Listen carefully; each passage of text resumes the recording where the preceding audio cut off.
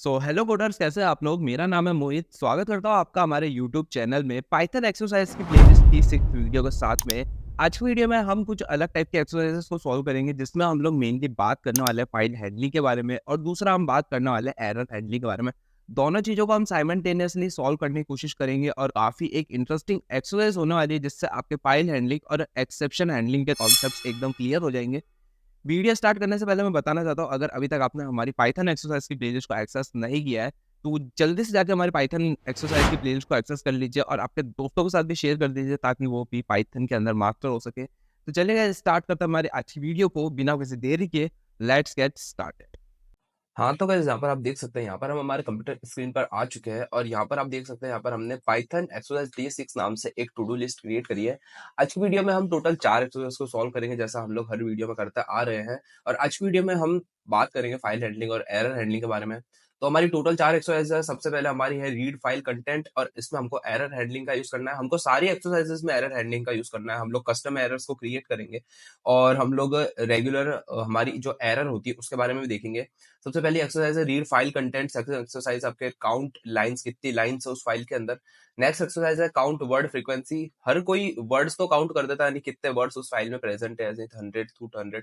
लेकिन आज की एक्सरसाइज के अंदर हम इस एक्सरसाइज के अंदर वर्ड्स की फ्रीक्वेंसी को काउंट करके देखेंगे कि कौन सा वर्ड कितनी बार रिपीट हो रहा है उस फाइल के अंदर। इसी के साथ में हम लोग फाइल का कंटेंट राइट करेंगे और एरर हैंडलिंग का यूज करेंगे उसके अंदर भी। तो स्टार्ट करते हैं हमारी आज की पहली एक्सरसाइज, जिसका नाम है write a program to read file content from a file. और एरर हैंडलिंग कैसे हमको यूज करना है। तो यहाँ पर मैं हमारे पाईचार्म को ओपन कर लेता हूँ और पाईचार्म के अंदर आप देख सकते हैं, मैंने डे 6 नाम का एक फोल्डर क्रिएट करा है। उसके अंदर एक्सरसाइज 1 नाम से एक पाइथन की एम्प्टी फाइल को क्रिएट करी है। इसी के साथ में, क्योंकि हम फाइल हैंडलिंग के साथ काम कर रहे हैं, तो मेरे को एक सैंपल फाइल चाहिए होगी, तो मैंने एक sample.txt नाम से यहाँ पर फाइल को क्रिएट करा। उसके अंदर हमारा कुछ कंटेंट है, जिसमें आप कंटेंट को रीड कर सकते हो। Welcome to Python programming tutorial series with Mohit Prajapat. Subscribe to Mohit Prajapat. Don't forget to hit the bell icon to receive notification for each new tutorial. तो इस टाइप से हमारा कुछ sample.txt फाइल है। सबसे पहले मेरे को यहाँ पर एज इट इज, जैसा मैं बताता हूँ, कि हमको सबसे पहले यहाँ पर क्वेश्चन को लिखना पड़ेगा। हमारा क्वेश्चन क्या है, तो क्वेश्चन को यहाँ पे मैं लिख देता हूँ, write a program to read file content from file and use error handling. Error handling का यूज करना है। तो जैसा कि मैंने बताया, एरर हैंडलिंग का यूज करना है, तो मेरे को सबसे पहले हमारी फाइल चाहिए होगी। तो यहाँ पर मैं यूज करूंगा ट्राई। तो जैसा मैंने आपको बताया था, हमारी पाइथन ट्यूटोरियल वाली प्लेलिस्ट के अंदर, अगर आपने वो वाली प्लेलिस्ट को चेकआउट नहीं किया है, तो मैं आपको रिकमेंड करूंगा कि आप हमारी पाइथन एक्सरसाइज की प्लेलिस्ट को चेकआउट करें, जिसमें हमने सारे पाइथन कॉन्सेप्ट्स के बारे में बात करा है। उसी के साथ में हमने यहाँ पर पाइथन एरर हैंडलिंग के बारे में बात करा है, जिसके अंदर पाइथन के एरर हैंडलिंग के अंदर सबसे पहले आपको ट्राई स्टेटमेंट लगाना पड़ता है, जिसमें आपका जो भी कोड है वो ट्राई होता है, और वहां पे कुछ एरर आती है तो आपके एक्सेप्शन ब्लॉक में आपका कोड चले जाता है, जहां पे आपकी एक्सेप्शन प्रिंट होती है। तो इसी तरीके से ट्राई ब्लॉक हमारा हो गया। उसके अंदर सबसे पहले लिखूंगा file, file location. File location हमारी होगी सैम्पल। यहाँ पे मैं लिखूंगा सैम्पल.txt नाम से हमारी एक फाइल है, और इसको अंडरस्कोर कर देता हूँ। तो यहाँ पर हमारी फाइल आ जाएगी। उसी के साथ में ट्राई ब्लॉक के अंदर अब मेरे को इस फाइल को यूज करना पड़ेगा। अब फाइल को यूज कैसे करेंगे, मैं लिखूंगा विथ ओपन। ओपन करूंगा फाइल को, और सबसे पहले फाइल का लोकेशन। उसी के साथ में यहाँ पर हमको फाइल के लोकेशन के साथ में चाहिए होगा कौन से मोड में फाइल को रीड करना है। तो मैंने आपको बताया था, फाइल के काफी सारे मोड्स होते हैं। एक होता है रीड राइट, और रीड और राइट दोनों एक साथ करना है तो आपको R+ लिखना पड़ेगा, W+ लिख सकते हो। तो अभी हम बात कर रहे हैं फाइल को रीड कराने की, तो हमें सिर्फ लिखना पड़ेगा R, क्योंकि हम रीड मोड के अंदर फाइल को ओपन करना चाहते हैं। तो R लिखूंगा। और यहाँ पर आप देख सकते हैं, यहाँ पर हमारी एक एरर शो कर रहा है, क्योंकि मैंने यहाँ पर पैरेलली एक एक्सेप्शन ब्लॉक यहाँ पर लिखना पड़ेगा। मैं को लिखूंगा एक्सेप्शन, एक्सेप्ट एक्सेप्शन एज ई, और इसको भी पास कर देते हैं। मैं एक्सेप्शन के बारे में बाद में बात करूंगा। तो यहाँ पर आप देखिए, फाइल को ओपन करा। अब फाइल को किस वेरिएबल नाम से ओपन करना है, मैं फाइल ओपन करना चाहता हूँ फाइल नाम के वेरिएबल के साथ में। और इसी के साथ में मैंने फाइल के साथ अब जो भी टास्क होंगे उससे मेरे को इस इंडेंटेशन में परफॉर्म कराने पड़ेंगे। जैसे कि अगर मैं कंटेंट लिखना चाहता हूँ, कंटेंट, तो ये लिखूंगा फाइल डॉट रीड। तो रीड मेथड क्या करता है, रीड मेथड फाइल को रीड कर देता है। इसी के साथ में मैं फाइल डॉट लिखूंगा, तो यहाँ पर काफी सारे मेथड्स आ जाएंगे। फाइल क्लोज आ जाएगा, फाइल राइट आ जाएगा, फाइल रीड लाइन आ जाएगा, फ्लश आ जाएगा, और काफी सारे रीडेबल रीड लाइन और राइटेबल राइट लाइन, तो ये काफी सारे आ जाएगा यहाँ पर। इसके साथ में मैं कंटेंट डॉट रीड लिखूंगा, तो फाइल पूरी पूरी रीड हो जाएगी और एक कंटेंट नाम की वेरिएबल के अंदर स्टोर हो जाएगी। अगर मैं यहाँ पे प्रिंट कर रहा हूँ कंटेंट को, यहाँ पर कंटेंट प्रिंट हो जाएगा और उसको F dot file dot close करके मैं फाइल को यहाँ पर क्लोज कर दूँ सक्सेसफुली। अब ये तो हमारे हो गया पहले एक्सरसाइज में फाइल को किस तरह से रीड करना है। अब मेरे को बात करनी है एरर हैंडलिंग के बारे में। तो एरर हैंडलिंग कैसे हो सकती है? एरर हैंडलिंग हो सकती है एक फाइल की लोकेशन, इस लोकेशन में फाइल प्रेजेंट नहीं हो, तो इसके लिए एक एक्सेप्शन मैं कस्टम एक्सेप्शन क्रिएट करता हूँ, exception file not found error. तो फाइल नॉट फाउंड एरर एक होगी और यहाँ पर प्रिंट स्टेटमेंट लिखूंगा file not found on in on that location, file not found on that location. तो ये file not found as location, और उसी के अलावा कुछ भी एरर आती है तो ये वाले ब्लॉक में जाएगा और यहाँ पर मैं प्रिंट कराऊंगा F string and error occurred, error occurred, और कॉमा करके यहाँ पर मैं लिख सकता हूँ ई, एरर क्या आ रही है हमारी, मेरे को एक्चुअली यहाँ पर ही लिखना चाहिए, ई लिख दूंगा यहाँ पर। इस प्रोग्राम को रन करूंगा तो सक्सेसफुली हमारी फाइल रीड हो जाएगी। लेकिन लेट से अगर वहां पर हमारी फाइल प्रेजेंट नहीं होती, मैं इस फाइल को अगर डिलीट कर देता हूँ या फिर मैं इस फाइल को मूव कराकर डायरेक्टरी के बाहर कर दूंगा, बाद में मैं इस डायरेक्टरी के अंदर कर दूंगा उस फाइल को। अब प्रिंट कराऊं, जैसे कि अब मैं ये वाली फाइल को रन कराऊं, मैं लिखता हूँ इस तरह से। तो एक्चुअली में क्या हो रहा है यहाँ पर, मेरे को इसको ऐसा करना पड़ेगा। अब मैं इसको रन कराऊं तो ये देखिए file not found on that location.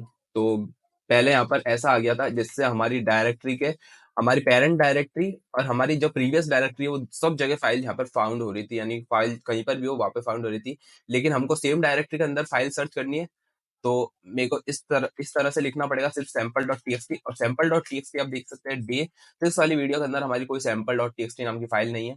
अगर मैं इसको वापस इसी डायरेक्टरी के अंदर ले जाता हूँ तो यहाँ पर अब हमारी वो जो एरर थी वो यहाँ पर रिजॉल्व हो जाएगी और यहाँ पर हमारी एरर हैंडलिंग सक्सेसफुली कर हो चुकी है। तो इस तरह से आप एरर हैंडलिंग को यूज कर सकते हैं। तो इसी के साथ में हमारी ये पहले एक्सरसाइज कंप्लीट होती है। नेक्स्ट एक्सरसाइज की बात करूँ तो नेक्स्ट एक्सरसाइज हमारी write a program to count lines in file. अब लाइंस को किस तरह से फाइंड आउट करना है, लेट से मैं यहाँ पर राइट अ प्रोग्राम टू, तो मैं पाइथन के अंदर चलता हूँ और एक नई पाइथन की फाइल को क्रिएट करता हूँ। मैं यहाँ पर क्रिएट करूंगा नई फाइल एक्सरसाइज 02.py नाम से, और यहाँ पर मैं क्या करूंगा, यहाँ पर मैं हमारे प्रोग्राम का क्वेश्चन यहाँ पर लिख देता हूँ। इसके साथ में मैं सेम कोड को कॉपी कर लेता हूँ, मेरे को थोड़ा कुछ चेंज करना है क्योंकि काफी चीजें फाइल के अंदर सेम होती है। तो जैसे कि मैंने वापस वही ट्राई एक्सेप्शन ब्लॉक सेम चलेगा हमारा हर प्रोग्राम के अंदर, ट्राई ब्लॉक चलेगा। फाइल को हम लोग इनपुट चाहिए और यहाँ पर फाइल को ओपन करना पड़ेगा, फाइल को क्लोज करना पड़ेगा, हमारा जो मेन प्रोग्राम है यहाँ पर चेंज होगा। अब मैं आपको एक चीज बताता हूँ, जैसे कि अगर मैं यहाँ पर कंटेंट, मैंने लास्ट प्रोग्राम के अंदर क्या करा था, मैंने एक नया वेरिएबल क्रिएट करा था कंटेंट नाम से और फाइल को उसमें रीड करा कर उस कंटेंट नाम के वेरिएबल के अंदर स्टोर कर दिया था। अगर मैं सिंपल यहाँ पर ही ऐसा कर देता हूँ, मैं डायरेक्टली फाइल रीड कर देता हूँ, फाइल रीड करके कर देता हूँ तो ये वाला प्रोग्राम एकदम सही तरीके से काम करेगा। लेकिन अगर मैं सेम चीज को यहाँ पर करने की कोशिश करता हूँ, जैसे कि मैंने फाइल को कंटेंट करा, अब मैंने फाइल डॉट रीड नाम के मेथड को यूज करा और वापस अगर मैं सेम मेथड को यूज करूंगा तो क्या होना चाहिए, हमारी फाइल है वो 2 बार रीड होनी चाहिए। लेकिन आप देख सकते हैं हमारी फाइल सिर्फ एक ही बार रीड होगी। आप देखिए जितनी बार भी मैं इस प्रोग्राम को रन करूंगा हमारी फाइल सिर्फ एक ही बार रीड हो रही है। और ऐसा क्यों हो रहा है, फाइल डॉट रीड पॉइंटर्स पे काम करता है। और जब हमने प्रोग्राम स्टार्ट करा, जब हमने नई फाइल को ओपन करा तो हमारा पॉइंटर था 0th इंडेक्स के ऊपर, यानी प्रोग्राम के एकदम स्टार्टिंग में हमारा पॉइंटर था। लेकिन जब हमने क्या करा, जब हमने file dot read method use करा यानी फंक्शन यूज करा फाइल हैंडलिंग का, तो उसके अंदर हमारा जो पॉइंटर है वो फाइल के एंड में जा चुका है। और फाइल के एंड में जाने की वजह से अब जितनी बार भी मैं फाइल डॉट रीड फंक्शन का यूज करूंगा यानी यूज करूंगा तो अब हमारी फाइल रीड नहीं होगी। तो आपको ध्यान रखना है कि आपको मल्टीपल फाइल रीड, यानी फाइल रीड को अगर बार बार यूज करना है तो आप एक कंटेंट नाम के वेरिएबल या फिर किसी दूसरे नाम के वेरिएबल में उस फाइल डॉट रीड को स्टोर करा सकते हो ताकि फाइल के कंटेंट को आप बार बार यूज कर सको। जैसे कि अगर मैं कुछ एग्जांपल लेके बताऊं, मैं अभी सिंपल लिख दूंगा, मैं लिखूंगा अभी, जैसे मैं सिंपल फाइल के कंटेंट को प्रिंट कराना चाहता हूँ, तो यहाँ पर अब मुझे फाइल के कंटेंट को प्रिंट कराने के बाद में लिखना पड़ेगा, मैं जैसे यहाँ पर फॉर लूप लगाता हूँ, फॉर लाइन इन फाइल, और यहाँ पर मैं प्रिंट कराने की कोशिश करूँ लाइन को, तो यहाँ पर आप देखिए हमारा प्रोग्राम काम नहीं करेगा। मैं अगर इसको रन कराऊं तो सिर्फ इसने फाइल के कंटेंट को प्रिंट करा और फॉर लूप के अंदर हमारा जो प्रोग्राम था, फॉर लूप के अंदर हमारा प्रोग्राम गया ही नहीं। तो ये क्यों हो रहा है, क्योंकि मैंने जैसे बताया फाइल डॉट रीड करने के वजह से आपका जो फाइल का पॉइंटर है वो एकदम फाइल के एंड में जा चुका है। अब मुझे इस फाइल के जो फाइल का पॉइंटर है उसको वापस 0th इंडेक्स पे लाना पड़ेगा। तो मैं यहाँ पे लिखूंगा फाइल डॉट सीक और इसको कर दूंगा 0th इंडेक्स पर। अब आप देखिए मैं जैसे इस प्रोग्राम को रन करूंगा तो सबसे पहले उसने मुझे फाइल्स को लाके दिया। उसके बाद में फाइल्स के अंदर जितनी भी लाइन्स थी वो सारी की सारी प्रिंट होगी। फर्स्ट लाइन, सेकंड लाइन और एक थर्ड लाइन हमारे यहाँ पे प्रिंट हो चुकी है। अब मैं क्या कर सकता हूँ, अब मैं यहाँ पर लिख सकता हूँ, यहाँ पर मैं सिंपली लिख सकता हूँ, एक लिस्ट क्रिएट कर सकता हूँ या फिर कुछ भी क्रिएट कर सकता हूँ। जैसे कि अगर मैं एक ऐड नाम का लाइन अंडरस्कोर काउंट नाम का एक वेरिएबल क्रिएट करूँ, तो ये एक हमारा वेरिएबल हो गया, एम्प्टी वेरिएबल। या फिर इसकी वैल्यू कर दो तो 0, इनिशियली इसकी वैल्यू 0 होगी। अब जैसे ही फर्स्ट लाइन हमारी प्रिंट होगी फॉर आई इन लाइन, तो सिंपली जो हमारा ये पॉइंटर है, जो हमारा लाइन काउंट है, उसको इंक्रीमेंट कर दूंगा। तो मैं लिख सकता हूँ lines lines underscore count plus plus या फिर प्लस इज इक्वल टू 1। तो इस टाइप से लिख सकता हूँ। और लास्ट में मैं प्रिंट करा दूंगा, print total lines in file, total lines in file lines dot count. F string का यूज करना पड़ेगा मेरे को यहाँ पर, एफ लाइन्स काउंट। अब देखिए आप, जितनी भी लाइन्स थी टोटल 3 लाइन्स हमारी फाइल के अंदर, तो तीनों लाइन्स यहाँ पर हमारी आ चुकी है। पहले कंटेंट आ चुका है, उसके बाद कितनी लाइन्स है वो यहाँ पर हमारी आ चुकी है, और हमने एरर हैंडलिंग का भी सही तरीके से यूज कर लिया है। तो इसी के साथ में सेकंड वाली एक्सरसाइज भी यहाँ पर हमारी कंप्लीट होती है। इसी के साथ में थर्ड एक्सरसाइज क्या है, थर्ड एक्सरसाइज है write a program to count words frequency in file. तो वर्ड्स को फाइंड आउट करना है। तो सबसे पहले मैं इस क्वेश्चन को कॉपी करता हूँ और पाइथन के अंदर जाकर एक नई पाइथन की फाइल को क्रिएट करूंगा। फाइल का नाम क्या होगा, एक्सरसाइज 03 नाम से एक फाइल होगी। सबसे पहले हमारा क्वेश्चन जैसा है, फाइल एंडिंग का सेम यूज करना पड़ेगा। तो मैं क्या करूंगा, ये वाली इसको ये कॉपी कर लूंगा और इधर पेस्ट कर देता हूँ, क्योंकि हमारा जो बेस है वो एकदम सेम होएगा। हमको फाइल ओपन करनी पड़ेगी, जैसा मैंने आपको फर्स्ट एक्सरसाइज में बताया। फाइल हैंडलिंग भी सेम काम करेगी, फाइल को यहाँ पर ओपन भी करना पड़ेगा, फाइल के कंटेंट भी देखना पड़ेगा। लेकिन इस बार हमें क्या करना है, इस बार हमें कुछ और करना है। इस बार हमें फाइल्स के अंदर कितने वर्ड्स है उसको यहाँ पर प्रिंट कराना है।